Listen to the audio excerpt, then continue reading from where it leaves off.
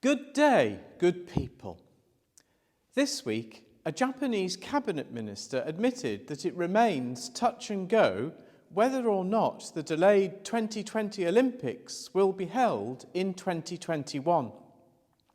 The current resurgence of coronavirus and its new variant has caused this third lockdown, which has included our decision not to hold public worship in church up to and including the 21st of February.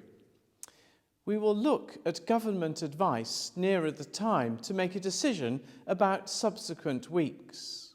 But we cannot ignore that more widely there is uncertainty about planning anything that will involve the random mingling of people.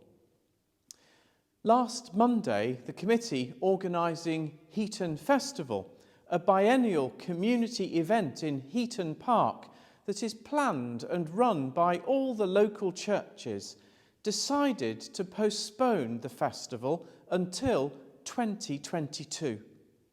The view is that even if restrictions were lifted, say to Tier 1 or Tier 2 by the end of June, this would still involve face coverings and social distancing, which would be impossible to manage in a public space like Heaton Park.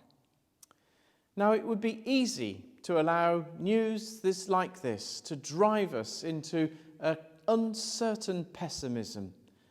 But as we have begun to notice bulbs beginning to show their shoots, and the Christmas roses which are blossoming under one of our yew trees, we can draw on the resources of our faith to remind ourselves that hope springs eternal,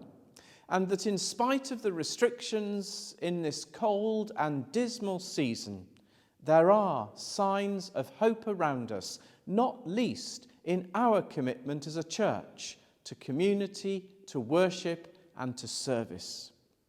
Our streamed services on Facebook, YouTube and Zoom continue to draw us together online, and the weekly service in the paper bulletin draws on the same material used in those services, so that even in our own homes we can share in the prayers and praises that are being used by others in our church family, sometimes at the same time. The PCC meets next week, and among other things on its agenda is a speaker from Inclusive Church, an organisation to help us think more clearly about how our church can be truly inclusive.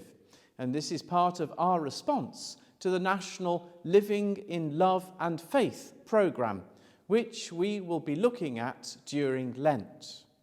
We've also got our first meeting next week with students from the Northumbria Business School, who are helping us to research models and market for a business community enterprise, which will enable us to reach out better into the wider community and serve our neighbourhood. A small group have also begun to work with local partners to see whether we can acquire grant funds to produce a community newspaper, which we hope will be delivered to every household in High Heaton to remind people of the various help and services that are available, as well as news from community groups and encouragement to everyone who lives here that in spite of the current difficulties, there is every reason to look forward. If you'd like to be involved in this project, please let me know.